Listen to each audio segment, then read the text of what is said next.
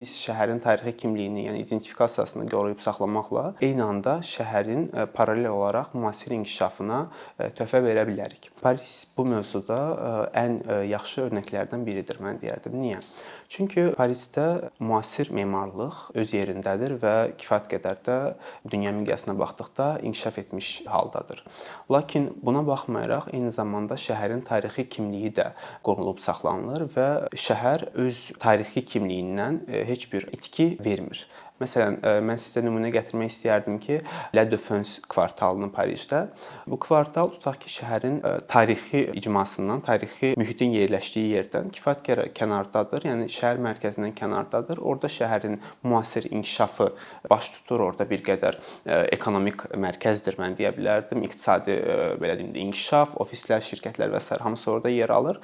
Lakin şəhərin tarixi deməli hissəsi monumental abidələrə və irsə həsr olunub və burada bir qədər də sözsüz ki, regulyasiyalar və qanuna uyğunluqlar var, hansı ki, onlar gözlənilir. Siz məsələn o zonada hündür mərtəbəli binalar tikə bilməzsiniz, o zonada istədiyiniz kimi tikinti işləri apara bilməzsiniz. Yəni müəyyən regulyasiyalarla və müəyyən ardıcıllıqla şəhərin hər iki kimliyi bir-birindən fərqli yerlərdə qorunmaqla inkişafı aparılır. Lakin əfsuslar olsun ki, biz dünya praktikasına baxanda bütün şəhərlərdə, bütün tarixi əhəmiyyəti böyük olan şəhərlərdə bu yanaşmanı görə bilmirik.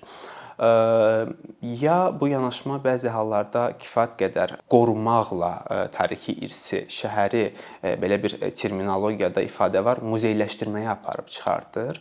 Yəni muzeyləşdirmə odur ki, şəhər tarixi baxımdan çox yaxşı qorunur, saxlanılır və çox professional yanaşma ilə irsə sahib çıxır həmin ölkə öz şəhərində. Lakin sosial-iqtisadi baxımdan və ictimai baxımdan həmin şəhər yavaş-yavaş boşalmağa və cəmiyyəti bir yerdə itirməyə məhkum edilir.